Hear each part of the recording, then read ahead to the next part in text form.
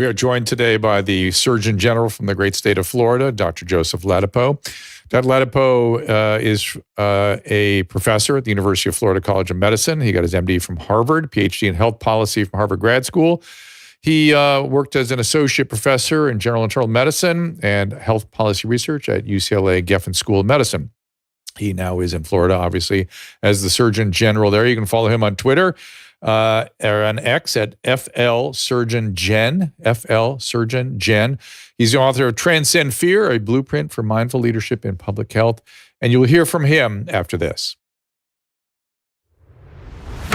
Our laws as it pertains to substances are draconian and bizarre. The psychopaths start this way. He was an alcoholic because of social media and pornography, PTSD, love addiction, fentanyl and heroin. Ridiculous.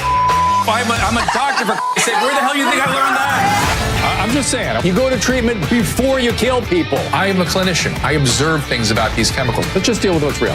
We used to get these calls on Loveline all the time. Educate adolescents and to prevent and to treat. If you have trouble you can't stop and you want to help stop it, I can help. I got a lot to say. I got a lot more to say.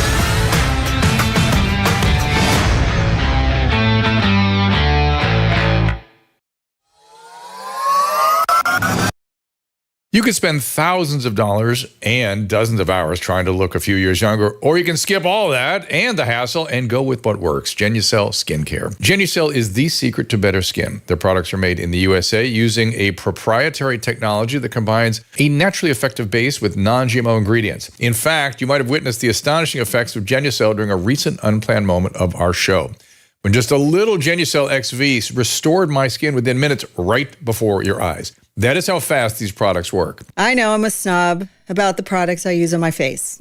Everybody knows it. Every time I go to the dermatologist's office, they're just rows and rows of different creams. Retinols, vitamin C cream, under eye cream, night creams. Scrubs. And then when I get to the counter, they're overpriced. All kinds of products that you can all find at Genucel.com. Susan and I love Genucel so much, we've created our own bundle so you can try our favorite anti-wrinkle creams, correcting serums, under-eye treatments. Say goodbye to those fine lines, forehead wrinkles, skin redness, even those dark under-eye bags. Women and men of all skin types, Genucel has got you covered. Order right now at Genucel.com/Drew to save 50%, actually over 50%, and you'll get a free luxury spa box plus free shipping. That is Genucel.com/Drew, GENUCEL.com/DREW.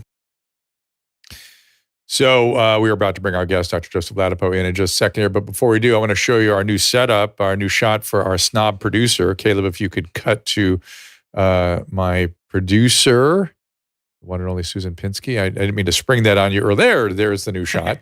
So we'll be cutting to her. Caleb that looks great. That. Yeah. Oh, wow, right? Wow. The lighting is great. perfect. So we're very happy with. Thank you, Nan Light. Yeah, thank you. And thank you, Jose, for setting that all up. And we will cut to her occasionally now with, rather than just the disembodied voice that we're used to hearing, we will actually see Susan herself in her command booth there.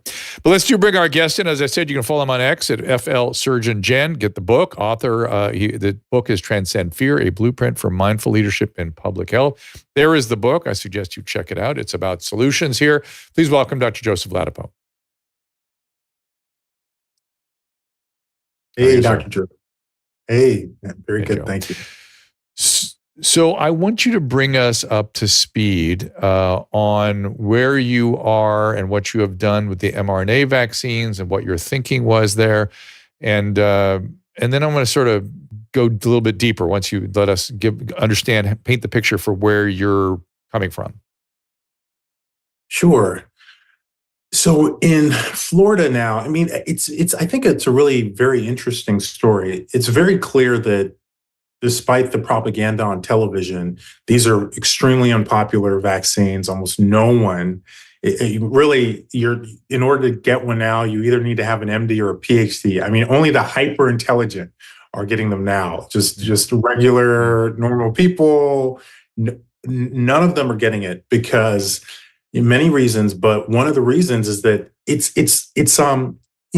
people definitely disagree about different medications and different people hold different beliefs about different medications and just about different types of information. But there actually is a lot of consensus around the belief that these vaccines, these mRNA COVID-19 products are dangerous, they're not helping people, and they're hurting people. And that's actually a bipartisan phenomenon based on some of these Rasmussen surveys, for example. So I think it's interesting that overall that's where we're at. And in Florida, we've taken formal steps.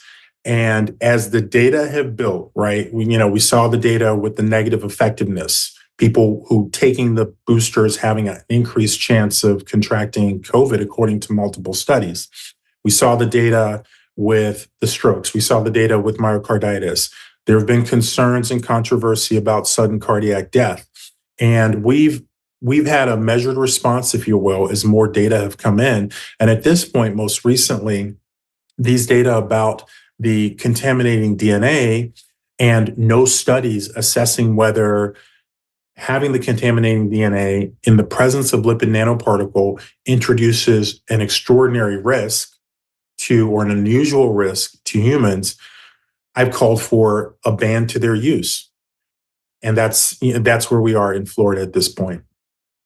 And so has Florida instituted that ban?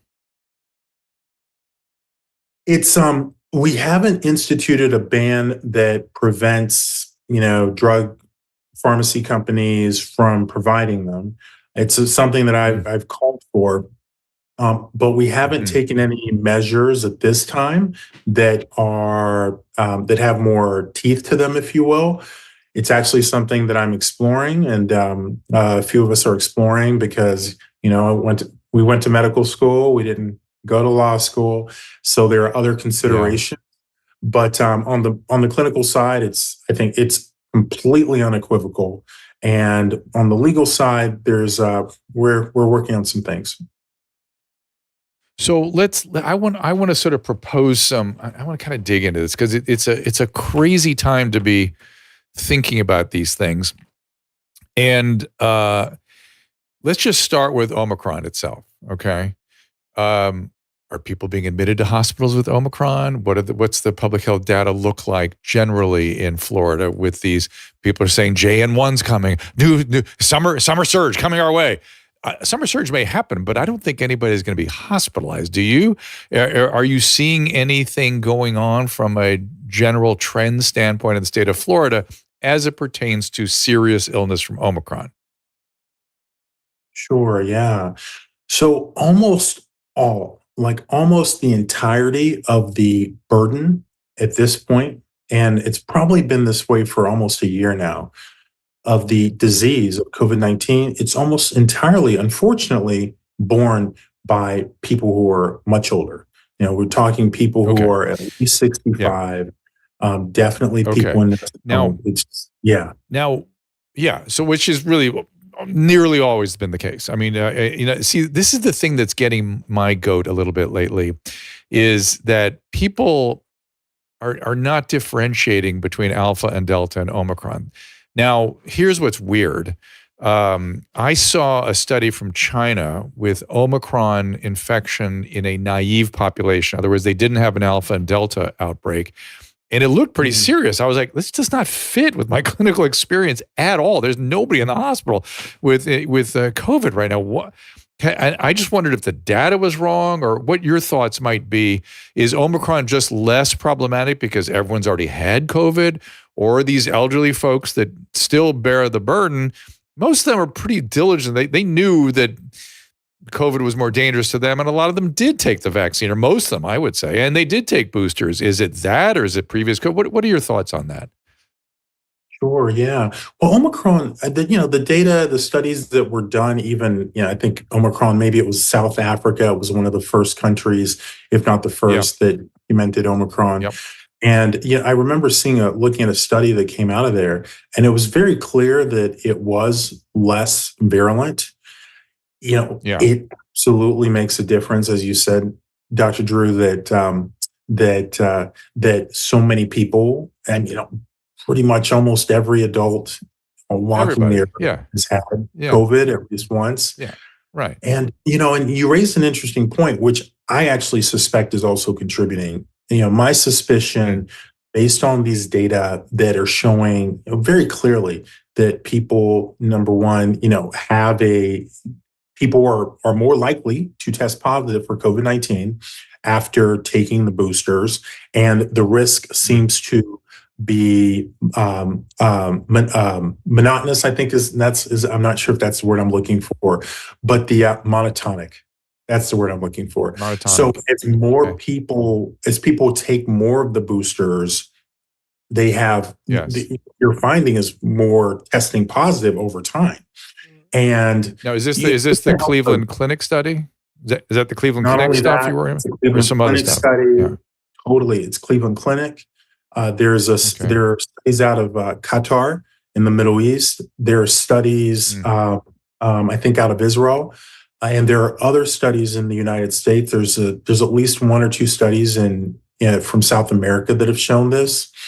And, and just to help the listeners, Dr. Drew, because people may be confused because, they're getting a different message. So just to help folks understand what these studies are showing is that, so the person gets the booster, and initially, maybe in those first few months, they have positive protection from infection, based on the data that have been analyzed. And what's happening is that that's fading and fading and fading. And if this is the 0 point of no infection, unfortunately, it fades and it goes under that point. So then people have negative effectiveness with these vaccines. And so they are actually contracting COVID at an increased rate. So both things are happening, in fact, based on the data, that you're getting people who have protection. So it's not a lie when the CDC says that, but they're not telling the full truth. And the full truth is that those people eventually appear to be at increased risk. So I think that there are immune system effects that are associated with these vaccines, Drew. And I think that that's part of what we're seeing in terms of the deaths from COVID-19 at this point. So that's interesting. And obviously just raising that issue should cause our peers to kind of slow down until that gets sorted out, right? You'd want to know for sure what you're doing. And this is my general note on the vaccine therapies, is the risk reward has been sidelined. I could understand the risk reward in favor of, getting a vaccine out fast, taking a certain amount of risk, giving it even though they were starting to see some side effects, when Alpha and Delta were killing people all over the place. That made some sense to me. But once we got through that, to keep pushing with the same fierceness, particularly young people, I don't get what we're doing. Now, I'll tell you my personal practice. I have a lot of elderly patients. They were very motivated. They wanted the vaccine. We discussed the risk reward to the extent that I could understand it, which again is part of the problem here. The data's all over the place, it seems like to me, but I did the best I could. And I'd say we probably went through 3 boosters in almost all of my patients. And then most of them started backing down after that, not wanting it, refusing it if it was brought up again. They're like, well, why? I've had Omicron twice and it was no big deal for me. And I've had the booster and maybe there's some risk in the booster and I don't want to take that risk. And then sort of generally the question in my head constantly is, why push so hard when there are real questions, particularly in young adults? We'll get to that in a minute. And there seems to be very limited risk of the current virus. And by the way, vaccines that are not specific to the upcoming variants that are coming our way. I mean, they keep making a case that there might be some cross-reactivity, very hand-wavy stuff, but not specific to these variants. So that's just a fact.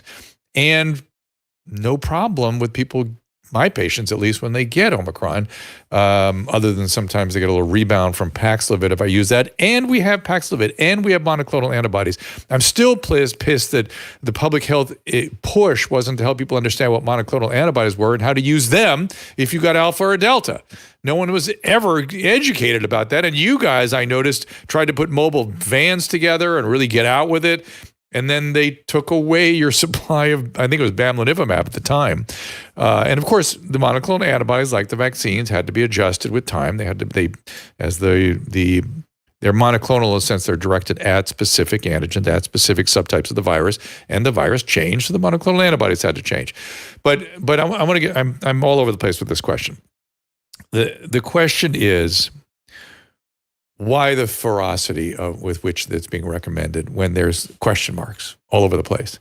Why such a fierce recommendation, even for an at-risk population? Yeah, it's so interesting because it brings up the issue of I've heard people say, oh, I can't read people's minds, and it's interesting because that's actually not entirely true. And what I mean by that is that we each have different levels of access to intuition and to insight about other people's intentions. Some people are really, really talented in that area and are very tapped in. My wife is an example of one of those people, and some people are less tapped in. But it's I'm leaving medical school here just to try and communicate this in a way that's helpful to people listening.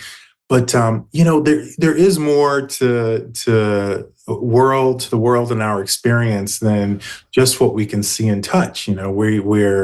We have souls, and there's a super consciousness that is sort of the highway, if you will, of all our souls and everything on Earth, beyond not just the things that we can touch and see. Let me stop you and just say that I am, one of the things I've seen fall out of a lot of this discourse right now is people that will only look at data and look at published literature, and those of us who trust our instincts based on our clinical experience, which used to be the totality of what we did, and that's why we went to medical school, to develop and it's been my experience throughout 40 years of medicine that usually my clinical experience is ahead of the literature.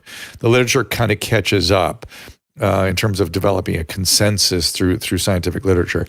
But there's this divide now, which people like you, it's not, and then it's all done under the heading of evidence-based medicine, and yet it's not being done in the sort of strict, what shall I say? I was talking to Paul Alexander about this yesterday, the strict standards of evidence-based medicine. And some studies are good and some studies are not good, but we have to the clinical experience is meaningful. Instinct is meaningful. I think that's the point you're making.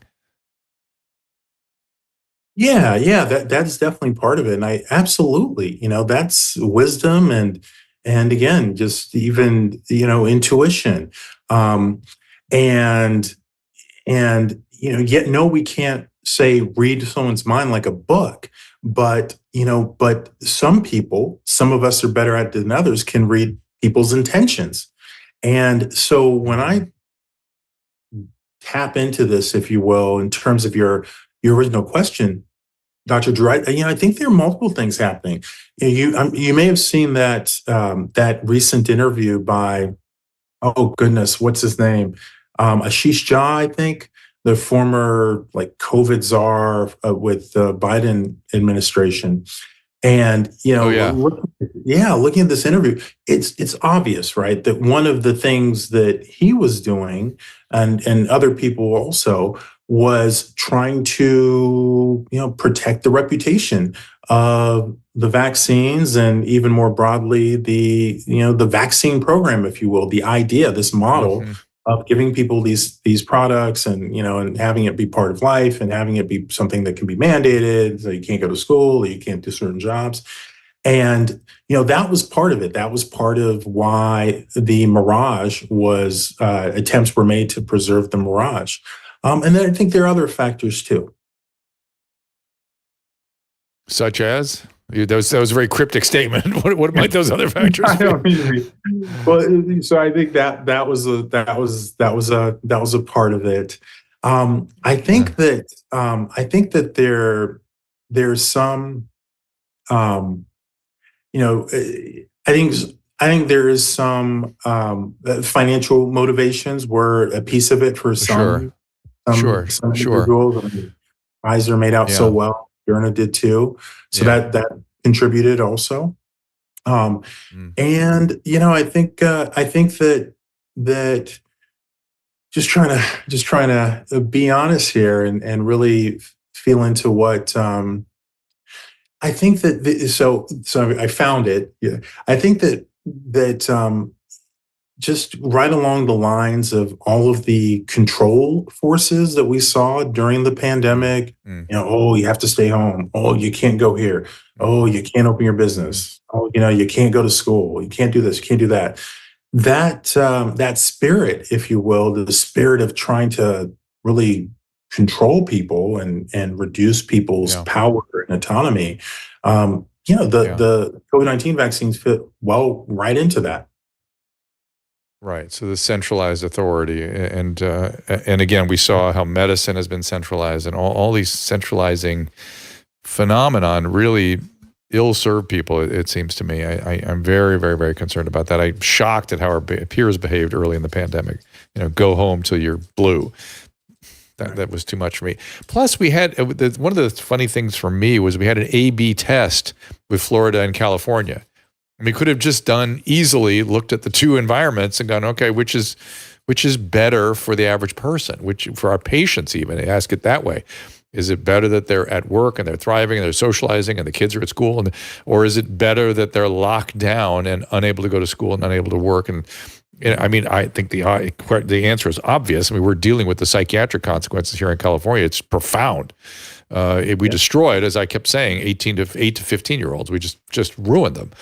So they just, it was so easily predictable what would happen, and here we are.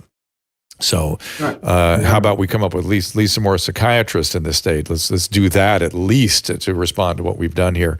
But no, we're focused on other things like we're going to have a 50 cent tax on every year added to each gallon of gas from now on. 50 cents added. We're not at $6 a gallon. It's not high enough here. We're going to add 50 cents to every gallon every year. How is that helping people on fixed income? How is that helping people? I mean, we have this crazy thing in this state where everything has to be gardened and irrigated because we live in a desert, and the people that set up here didn't imagine water shortage or what they would do with all things. And there are people that make their livelihood, and they drive from place to place. What's going to happen to them? The people that are doing gig economies and DoorDash and anybody thinking about these people. This is the same thing I kept thinking about during COVID. I kept thinking, my God, the businesses all around Disneyland. There are hundreds of businesses there, and literally probably hundreds of thousands of jobs and people's livelihoods. Nobody cared about what happened to those people. No consideration. Just no, keep it locked down. While Disney World was open and was thriving. When you go to Florida now, you can see the difference. I was there last weekend, and it's just extraordinary how much people are, how happy everybody is down there. Call me crazy. We have an A/B test, everybody. We should take a look at it. But anyway, back to the mRNA vaccines. Dr. Drew, Yeah. I just want to add that just in case, there are questions, there's data to back that. So what, there's a writer for the LA Times that likes to compare California and Florida without adjusting for the age distribution difference. Florida has a totally different age distribution. And obviously you should account for that. But he's part of their editorial team. But if you account for that, and the Lancet has done this in a publication, if you only account for age, California and Florida did about the same. But if you account for other risk factors, Florida blows California out of the water. I mean, the outcomes were so much better in Florida, and there's a published paper in the Lancet, you don't hear much about, but absolutely, Florida, fortunately did really well, and of course, Governor DeSantis absolutely deserves the credit, and he took the heat for it, but he stuck with his. Well, I remember. Were you there? Were you there when he had that, or were you part of that symposium he held? He had, Nobel laureates come in and present the case for and against lockdowns, and he read all the literature. He quoted it in his conversation with the scientists, and then when I don't see where there's criteria where I can come up with a reason to defend locking down. It's just the science isn't there, and everyone on the panel went, yeah, I mean, we're not 1,000% clear like you are, but we don't have to make the call, but we think that's probably correct. Do you remember that? I do. I wasn't here yet, but I watched that and I heard about it. And I think it got even pulled off, silly YouTube or whatever, or Twitter. But yeah, I heard about that. I watched it. I remember I was, trying to figure things out, and I've been reliving a lot of this stuff lately, knowing I was going to speak with you. And I was thinking about the day that Governor Newsom here locked down. I was on television. I remember saying, I'm trying to find the footage. I called out the school board. I said, why are you doing it? It was a different interview. It was when the schools decided to close, and somebody from the school board came in. I said, why are you doing this? Who told you to do this? What consultant? Where did you have an infectious disease panel come in and say, this is what you need to do? He goes, no, it's just the right thing to do. Wow. That's how that decision was made, number one. And then when California locked down, which was just prior to that, I remember I was also on television, and I was doing a nightly local show here, and I remember going, oh, this is just not a good idea. I don't know where you're getting the criteria for this, or even the model where you think this is something that somebody would do with a respiratory virus, but okay, I guess you're planning for the worst case scenario. I'm a good citizen. I'm going to support the governor in planning for the worst case scenario. In my wildest dreams, I didn't imagine 2 years later we'd still be locked down. That never occurred to me. And I still could defend. I can defend a lot of things early in the pandemic that I think were wrong and wrong-headed, but I still could defend it even now. I could say, there was a lot of unclarity, there's a lot of debate, what I want to talk about after the break is, how do we understand why people would force a 22-year-old male to get this vaccine? I don't right now, to keep getting boosted. I don't get it. One thing is for sure, the boosting is more associated with the myocarditis. The adult young males are the ones that are getting these things. I don't know about you, but I've seen a ton of cardiac arrhythmias. I've seen some suspicious coronary lesions. I've seen a lot of stuff in young males where I go, I don't know how I can recommend this, given that Omicron is having zero effect on healthy males. I've not seen anything close to a serious illness. I saw it back in Alpha and Delta. Could have made the case back then, maybe. Now I don't get it. So sit tight. I also want to read you something off Twitter that somebody sent me just to see how you respond. I don't know quite what she's talking about, but we'll get that and more. Dr. Joseph Ladapo is here. Get the book. Let's put up Transcend Fear, Caleb, before we go off to our little break here. And again, there it is. And again, the people, I was just thinking today, the people you're going to hear from here in our little break are all products we use regularly. And why you wouldn't sign up for some of these things are mysterious to me, but take a look. Let's talk about aging, because everyone wants to know how to slow it down. For almost a decade, I've been taking a healthy aging supplement called True Niagen. This supplement boosts NAD, that's something that cells can't live without. It's done with a patented form of nicotinamide riboside called NR, or Niagen. It's more efficient and more scientifically reviewed than NMN or other NAD boosters. True Niagen is truly the best way to boost NAD levels.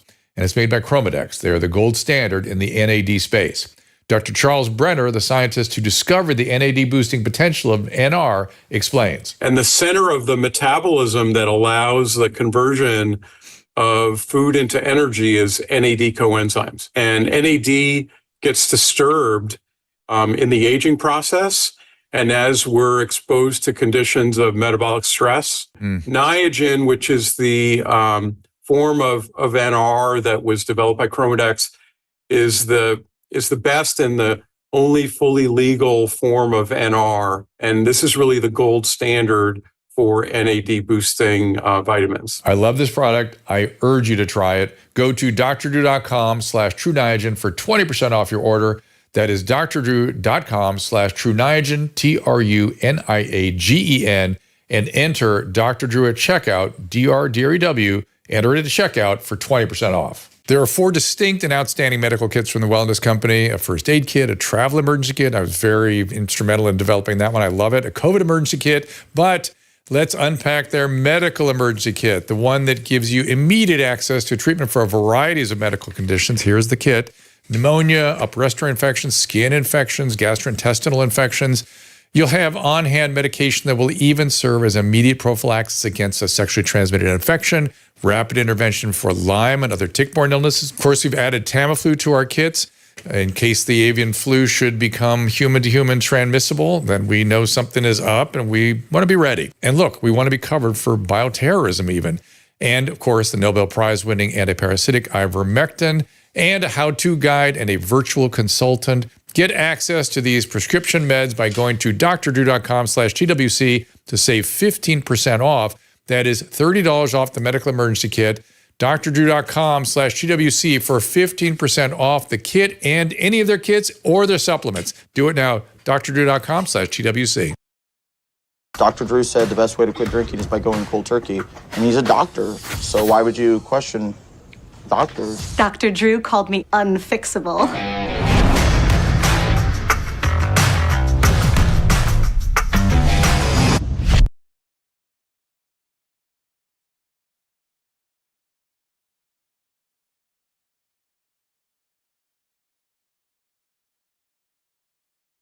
All right, there we go. My mic is now on. Caleb, where did you get those clips? That is craziness. That is so funny. I'm making a surprise for you, and that's part of it. So I didn't mean to play that today. That was an accident, but it just. Well, as long as we're talking, we're also planning after show on locals, which we're going to start tomorrow. Is that correct? Yes, that's correct. It's going to be after the show. Okay, so. All right, so maybe you'll get to see some of the surprise footage. I know there's some cartoons that referenced also, which is kind of funny. But again, just back to, that'll be tomorrow. We'll tell you more about that. You can join us there. But back to our sponsor. I take True Niagen every day. I have for years.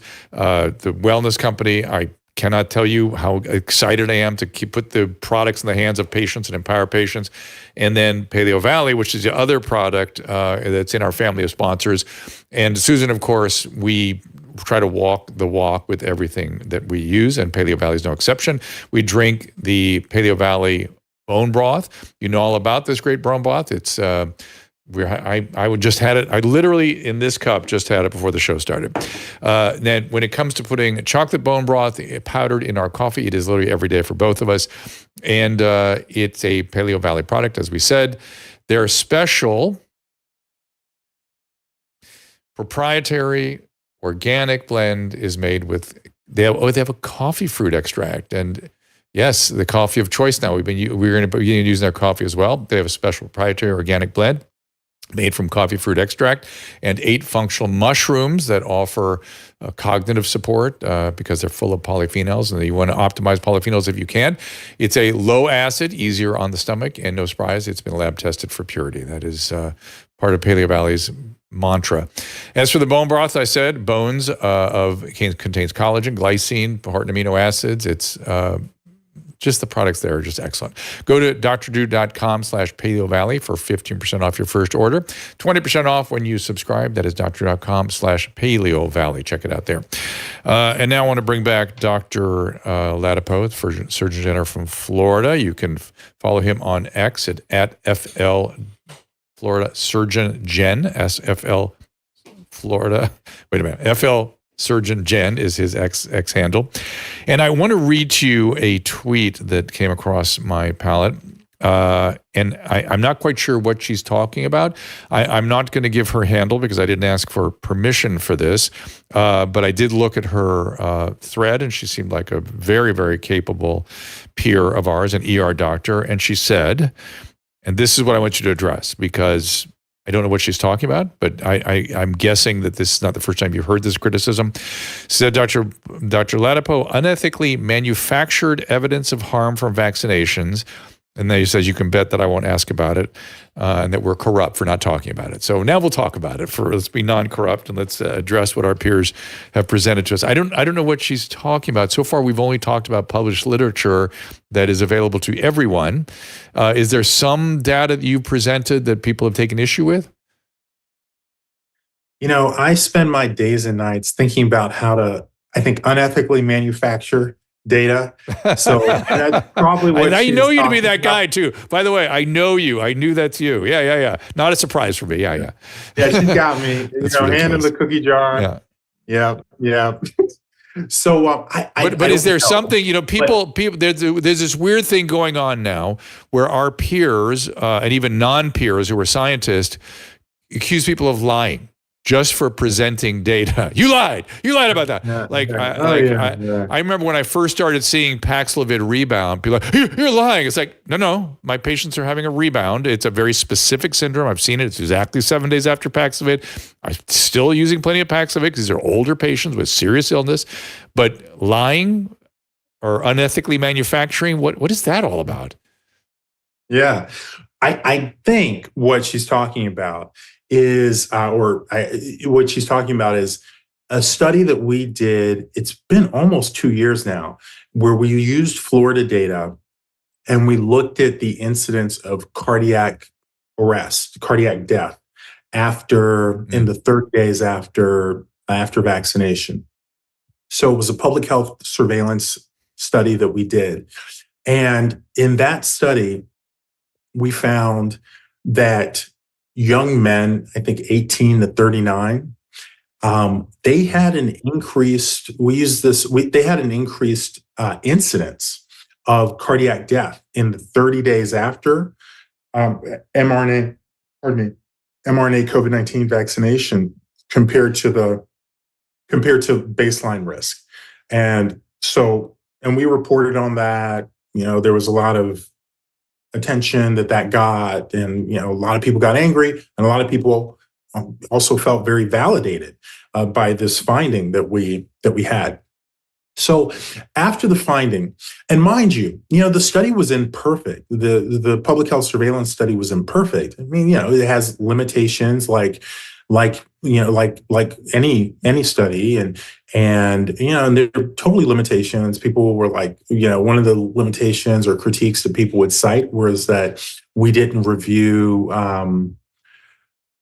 we actually did have the death certificates, but we didn't do chart review to really try and parse out was the person just being coded as having a cardiac arrest, or was it something else? And totally very reasonable. Yeah. But and there are other critiques that people raised, and there's some methodological nerdy stuff that we could have done better. And by the way, this study, I never touched the data. This study was done by epidemiologists and statisticians in the Department of Health, right? So hard to manufacture if you're not actually doing the manufacturing. But anyway, limitations the study had, but those limitations were not in a biased way for any of the subpopulations we studied. So in other words, the limitations that we had were the same limitations that for the young male population were the same limitations for the older male population, and the same limitations for the female population. And this very strong signal that we picked up was only in the young men. And we also already know that young men have a specific increased risk of myocarditis. And we have cases where doctors, pathologists have diagnosed very tragically, young people, including boys. For example, Dr. Jim Till, I think, who's a Yale physician and a pathologist and a medical examiner from Connecticut, these two young boys, teenagers who died days after getting mRNA COVID-19 vaccines, healthy kids. Obviously they were killed by these vaccines. I mean, that's what the authors concluded. So you have these cases. It happens tragically. It happens. Yeah. And for people to see that finding and to look for every other possible explanation when that finding is only seen in that population is just, it's part of the nonsense, right? You've got to be able to identify and dismiss nonsense for your own sanity and for your ability to have a positive impact on the world. And it's clearly nonsense. So anyway, so that was what happened. And later people, I think there was a whistleblower who didn't agree with some of the direction I'd given the team about some of the methodological decisions to make. And then people found these older versions of the analysis. I hadn't even seen all of these versions. Again, because I didn't see all the versions. The epidemiologists, they were doing their own internal process. I don't know, exactly what they were doing. Yeah. But people were drawing all sorts of conclusions, right? Making this very dramatic and exciting and scintillating story. I mean, I never even saw the data. I still have never seen the data, So people, but it's also an expression, a manifestation of people's frustration, right? There's like reality, which I believe is that these mRNA COVID-19 vaccines are absolutely dangerous. They've absolutely killed people. There's no doubt about it. There are many, many people who have also been disabled. I'll bet my life on that. I mean, I have friends who have. Oh, that I think finally people are getting to understand that a friend of mine, a very, very successful guy, was in the middle of his career and just got completely taken down. And it's the same syndrome. They're short of breath. They can't tolerate exercise. It's the same damn thing. And there's a group, our COVID long hauler group, that has a theory that there is these persistent spike protein in what are called non-classical monocytes, which normally go through a cycle of apoptosis in the brain, and they're not going through the cycle, so they're remaining behind in the source of some sort of inflammation. The VEGF goes up. They have all kinds of parameters. By the way, I had that whole test. I had a long COVID both times. I had COVID, and all those markers were up, but I had COVID long hauler, and COVID long hauler normally resolves. It really does. And the other thing from COVID, I'm seeing accelerated heart disease. I'm seeing some coronary stuff in people that shouldn't have it. But the question is, are we also is it the spike protein? And if it is the spike protein, might we not speculate there'd be some of that from the vaccine also? And I believe I've seen some of that. Again, the data's still not, because you can't question the vaccine, we're not getting quite the right data to be able to understand these things. We have to rely on our clinical impressions. I'm not as clear as you are about, because I'm dealing mostly with older people, and so the risk-reward analysis is different, right? But if I had a young male in front of me, I wouldn't want to take it. I wouldn't want to give it to him. Even if it's 1 in 15,000 myocarditis, half of those still have myocarditis at a year, according to a Circulation article published a year and a half ago. And what's the risk of Omicron? Zero. So even if it's 1 in 15,000 or 1 in 50,000, I don't care, because the risk of the Omicron is zero. So what are we supposed to do with that as clinicians? A zero risk versus I don't understand quite what's happening, whether people are not thinking. But which begs the issue, have we forgotten what the scientific method is? Do you think that we've just sort of lost track of really what we should be using? I mean, what science is and the methodology that's at the core of what science is. When people say trust the science, they're saying trust a method of inquiry, right? A method of inquiry. And, and at its purest form, it's somebody coming up with a hypothesis, then developing an experiment around a null hypothesis that hypothesis is wrong. The simpler the experiment, the better. And then a statistical analysis based on the findings of that experiment. And the null hypothesis is either informative or non-informative. That's it. That's the scientific method. But believing the science is the null hypothesis is informative or non-informative. That's it. And then a theory evolves after these experiments are done over and over and over again. So I want to transition into a little bit of a conversation I don't think you and I have really had. This trust the science nonsense. And what do you think? Because you're in the world of government now. What is going on politically to cause people to say nonsensical things all the time now, like trust the science, or trust the scientist, or I am the science, or all those crazy things that were said during the pandemic? Yeah, I think it's all the non-scientific forces that were part of the pandemic. I will even actually include my own positions as a non-scientific force. So to be specific about that, early on, back in my Los Angeles and UCLA days, I was, back starting in, I think, April 2020, I was writing articles, and Wall Street Journal was publishing a lot of them.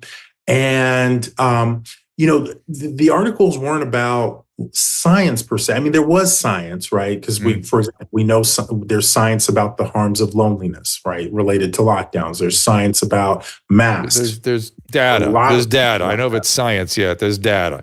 Yeah. Sure. Yeah. Yeah. But then there's decisions, right?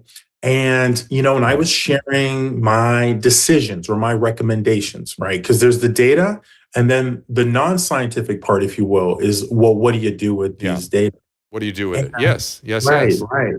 And that non-scientific part, I think that's a major dividing point, because, I personally, I want the people to have all the power. I don't want to control anyone's lives. I don't want to control anyone's decision. I want people to have great information and make the decisions that they want for their lives. And so that's the non-scientific part.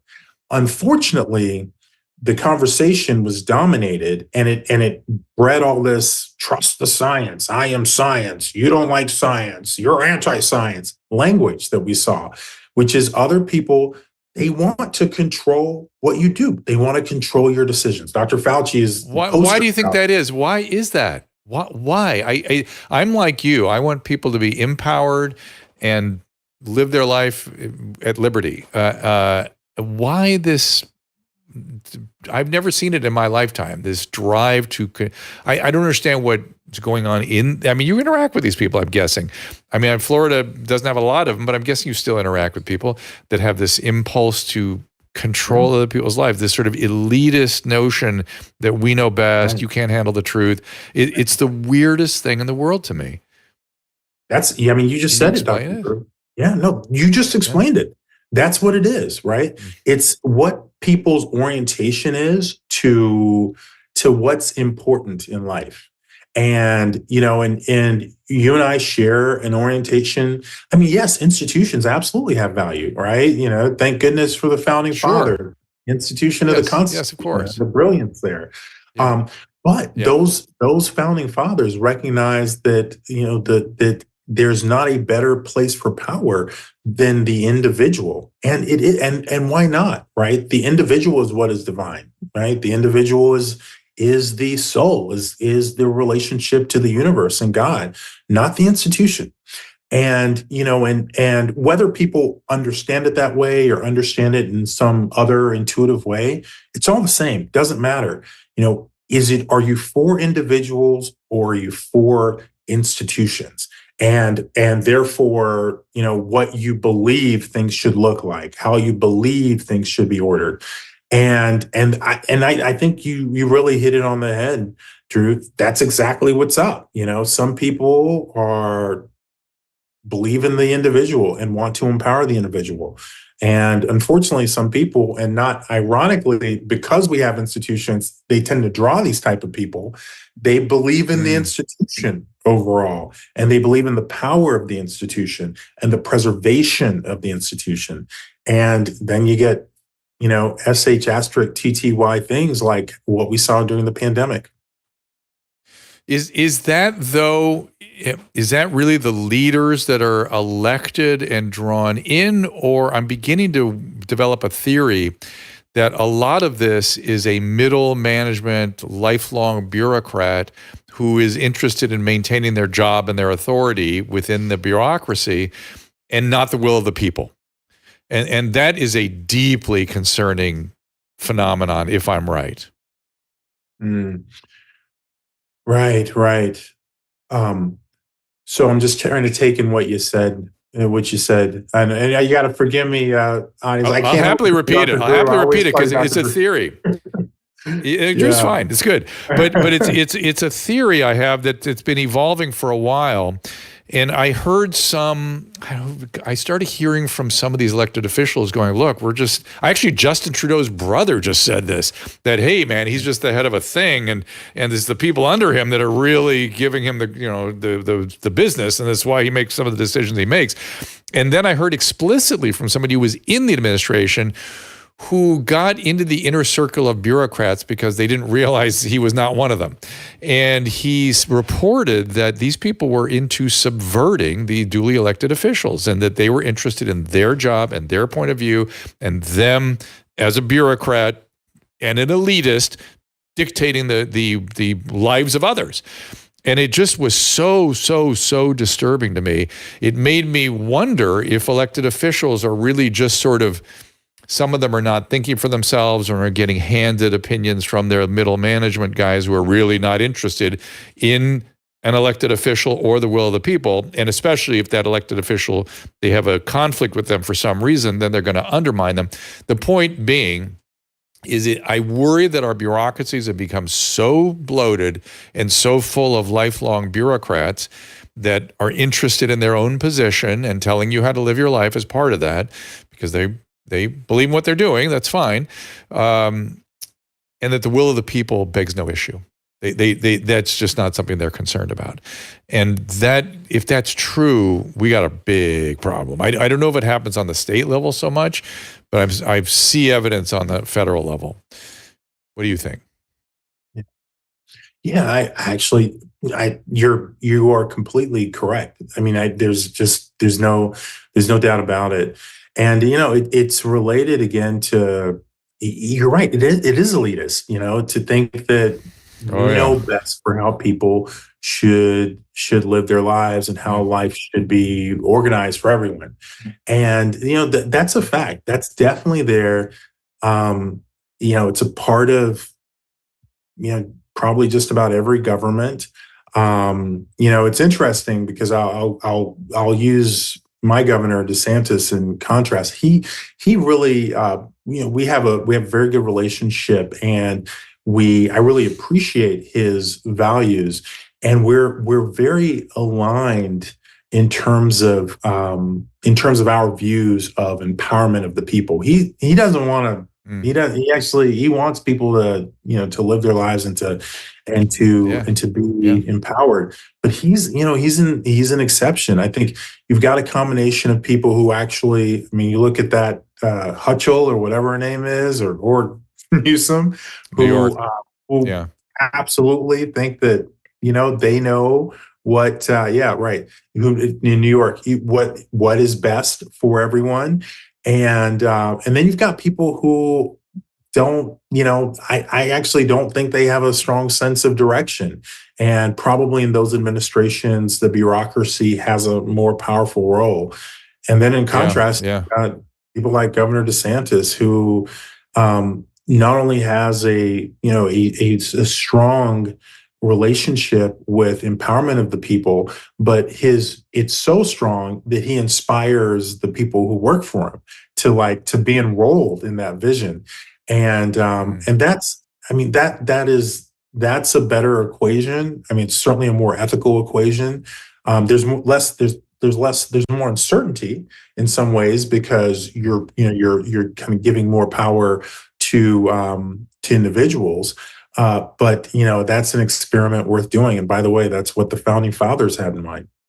Well, that's interesting that you say it that way, because that may be some of the discomfort the centralizing people have with letting people live their life, which is just such an odd thing and so contrary to the founding principles of our government. But who am I to say? Let me ask you this: can you tell me what your biggest surprises have been since coming into government? I don't know if you're at liberty to say some of them, perhaps, but you come from academic medicine. You're trying to use your clinical sort of skill set and judgment in some of all these topics we're talking about, and yet here you are in government, where there must call for a different set of skills. And I'm just wondering. I'm just so curious what it looks like from where you sit, and what surprises have come your way. Yeah, I really appreciate that question, Drew. I'll actually tell you one that is it's quite illuminating for me. And I'll tell you that before, when I was at UCLA, I would never dream of working in government like that. I just instinctively had an aversion to the idea of working in government. I get it. Yeah. I'll tell you one thing that struck me is how, particularly for elected officials, and it's not all elected officials, but a lot of elected officials, the drive, the instinct for self-preservation and the maintenance of that, and just watering it like like the tree of life, and feeding it and even worshiping at it, this shrine of self-preservation is, it's quite something. It's very, very, very common, and it's more common than not. And that surprised me. And I guess if I was more into politics before, I might have realized, in fact, that's a major motivation for many elected officials. But I mean, I would be miserable if my objective was preserving my, position or status. I would be miserable. I mean, can you think of, I can't think of a no, I get it. Meaningful objective to wake up to think that that's what you want to do. Hell no. No, listen, I have said that about media also. Like I do media to try to help, try to do good. I've got a skill set. I want to apply it. I want to use it. And that's your reason for being in government too. You've had some specialized training. You've got some special insight, and you want to make a difference for people. But not because you have to be the Surgeon General. You need to. Yeah, to me, your and my psychology, I think, are identical. It's all kind of weird and crazy to me that people go that way. It must be awful, like you said. It must be terrible. But let's drill in it a little bit further, because do the majority of these people that are so concerned, or is it common for them that are so concerned to maintain their position, which is sort of being interested in power, which is sort of already weird, do they just not have much else to do? You know what I mean? Do they not have a lot of skills to offer the world, and they have found their way into this thing, and so this is plum compared to what else they'd be doing? Yeah. Well, certainly there are a lot of people who are very thirsty for power. I mean, I'm thinking of names right now that who are, who are in different kind of the lower levels of government, who want to go to higher levels of government. There's a lot of that, and that's a piece. But there are other pieces. I think there are people who, and this is just my intuition from spending time with people and getting a sense of what tick. That's what I want. Yeah, there are people who want to feel they're doing something important, and feel that this avenue is a way for them to feel they're doing something important. And it's interesting because feeling like you're doing something important, and I want to feel like I'm doing something important, that's not the same thing as wanting to do something important. And they're two different. They're actually two different things. And I absolutely want to do something important. I also want to feel like I'm doing something important, because that does make me feel good. But I absolutely more than anything, I want to do something important. And so you don't have a lot of the latter, you have a lot of the former. Yeah. Wanting to feel like part of something, you're doing something important, which is, I want to distill it down even more. It's because I can say it in a way that's a little more bleak. It's wanting to make a difference versus wanting to feel like you're important.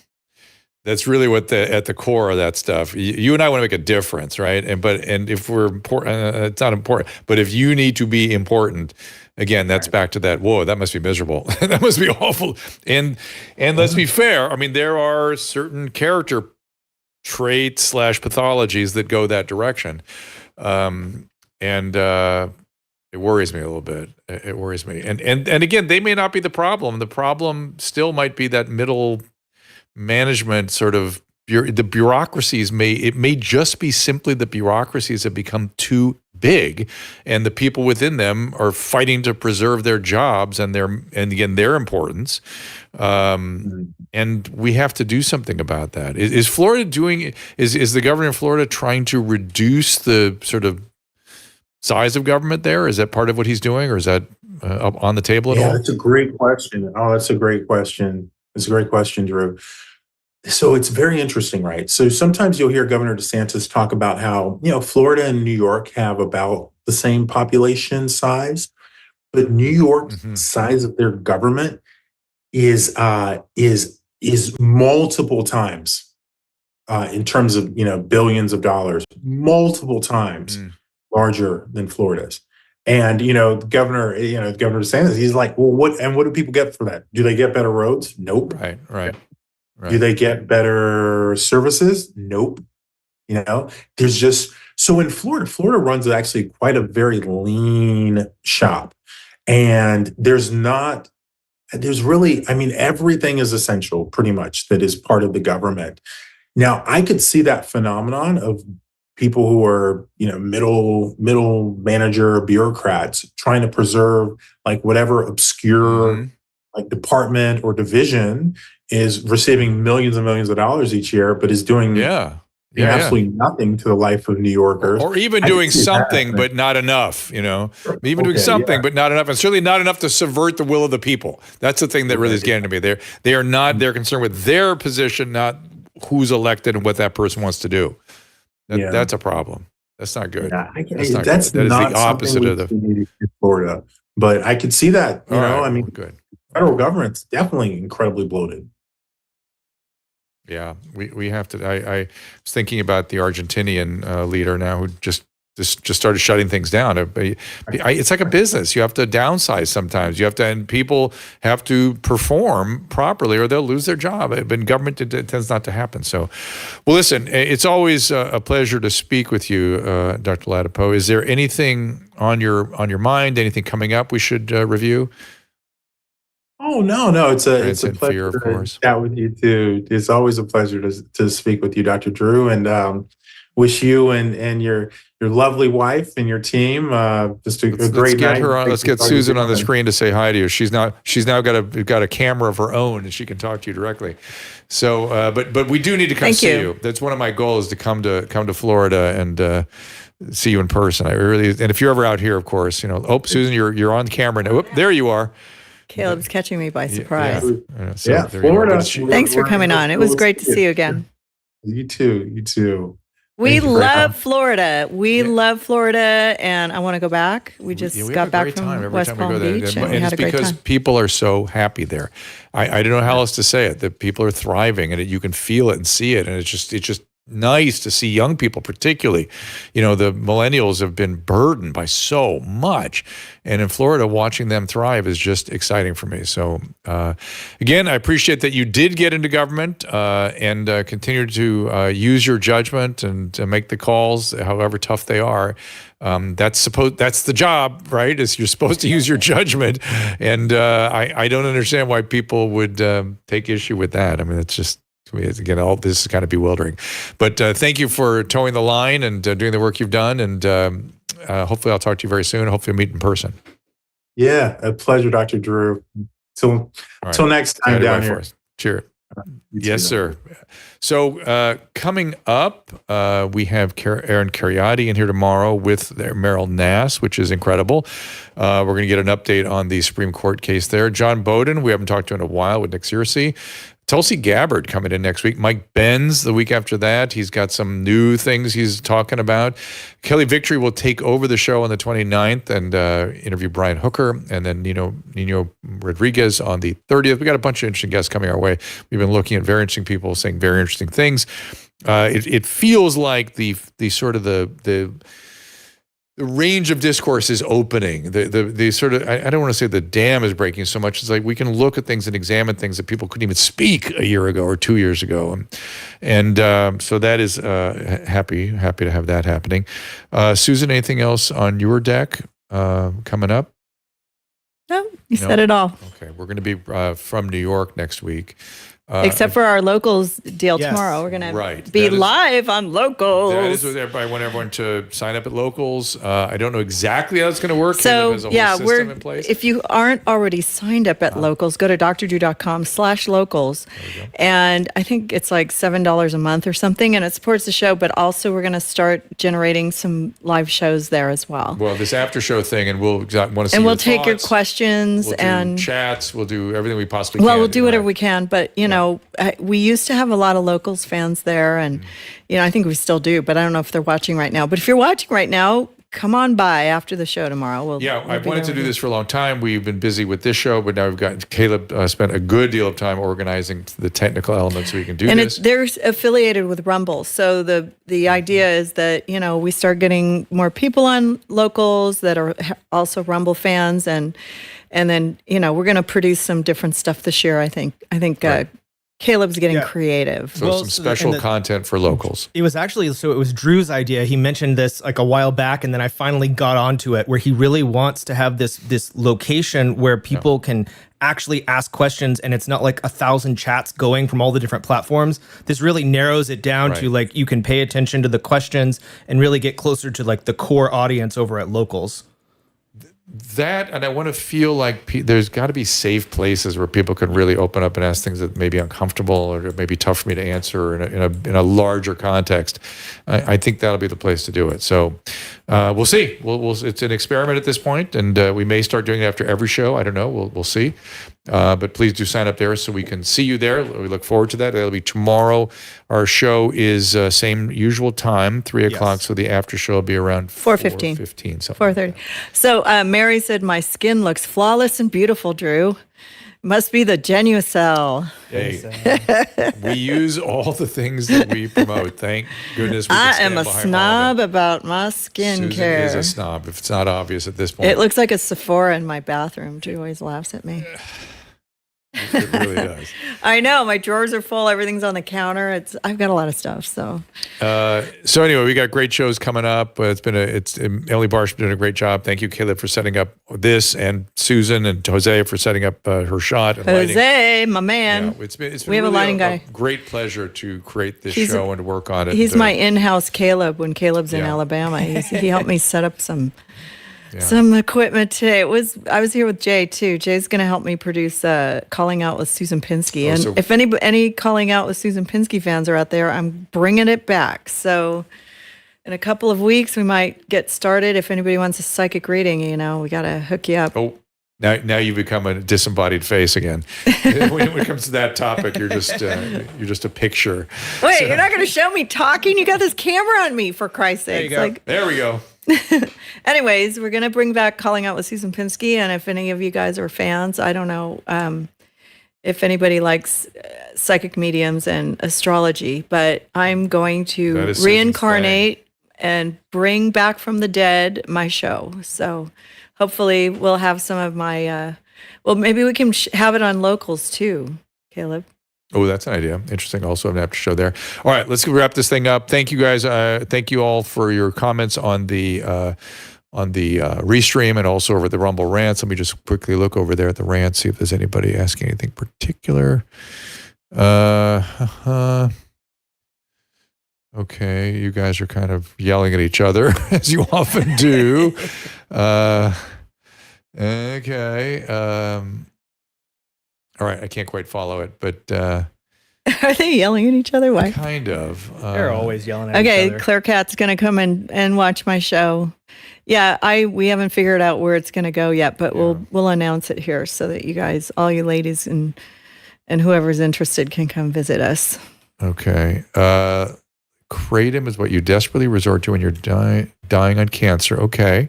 And hardly breathe because of pain. You should be getting pain medication in that case. Yeah. Okay. So this is Swampy Rumbles. I will tell you that, listen, I was fighting against the opioid epidemic for years. They were killing my patients hand over fist. And now patients who need opioid pain medication can't get it. And that's insane. That is what centralized control does for you. It has people who become evangelical and require doctor to prescribe too much. And then they control they mandate under prescribing. Let doctors and patients make their decisions. This is why I'm involved with the wellness company. The fact that you're a cancer patient and can't get opiate pain medication is disgusting. And by the way, there are legal remedies in place for people that didn't get adequate treatment of pain. It's time to bring maybe some of those back. So I'll just say that and leave it there. And we'll see you tomorrow at 3 o'clock. Ask Dr. Drew is produced by Caleb Nation and Susan Pinsky. As a reminder, the discussions here are not a substitute for medical care, diagnosis, or treatment. This show is intended for educational and informational purposes only. I am a licensed physician, but I am not a replacement for your personal doctor, and I am not practicing medicine here. Always remember that our understanding of medicine and science is constantly evolving. Though my opinion is based on the information that is available to me today, some of the contents of this show could be outdated in the future. Be sure to check with trusted resources in case any of the information has been updated since this was published. If you or someone you know is in immediate danger, don't call me, call 911. If you're feeling hopeless or suicidal, call the National Suicide Prevention Lifeline at 800-273-8255. You can find more of my recommended organizations and helpful resources at drdrew.com/help.